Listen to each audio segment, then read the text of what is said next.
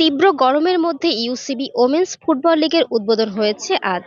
কমলাপুরের বীরশ্রেষ্ঠ শহীদ সিপাহী মোস্তফা কামাল স্টেডিয়ামে উদ্বোধনী ম্যাচটি শুরু হয় দুপুর ৩টা ৪৫ মিনিটে। প্রচন্ড তাপদাহের এই সময়ে তাপমাত্রা ৩৮ থেকে ৪০ ডিগ্রিতে ওঠানামা করে। কমলাপুর মাঠের প্রচন্ড গরম উপেক্ষা করে আজ মাঠে নেমেছিল জাতীয় দল সামলানো গোলাম রব্বানী ছোটনের বাংলাদেশ আর্মি স্পোর্টস ক্লাব ও গোলাম রায়হানের Ataur Rahman Bhuiyan college sporting club. মাঠে দুই দলের লড়াইয়ের পাশাপাশি কোচ হিসেবে দুই ভাইয়ের লড়াই ছিল আজ। ছোট ভাই রায়হানের আতাউর রহমান ভূঁইয়ার বিপক্ষে মাঠে নেমেছিল গোলাম রব্বানীর বাংলাদেশ আর্মি। মাঠের প্রতিদ্বন্দ্বিতায় কেউ কাউকে ছাড় দেয়নি। দুই দলের আক্রমণ পাল্টা আক্রমণের ম্যাচটিতে শেষ হাসি অবশ্য সাবজয়ী কোচ ছোটনী হাসেন। মোসাম্মদ সুলতানার একমাত্র গোলে ১-০ গোলের জয় নিয়ে মাঠ ছাড়ে বাংলাদেশ আর্মি। তবে মাঠে প্রতিপক্ষ দলের ১১ জন খেলোয়াড় সামলানোর পাশাপাশি তীব্র গরমকেও সামলাতে হচ্ছে খেলোয়াড়দের। যদিও কুলিং ব্রেক পাচ্ছেন খেলোয়াড়রা, তবে তাপমাত্রার ঊর্ধ্বগতিতে সেটা অপ্রতুলই বটে।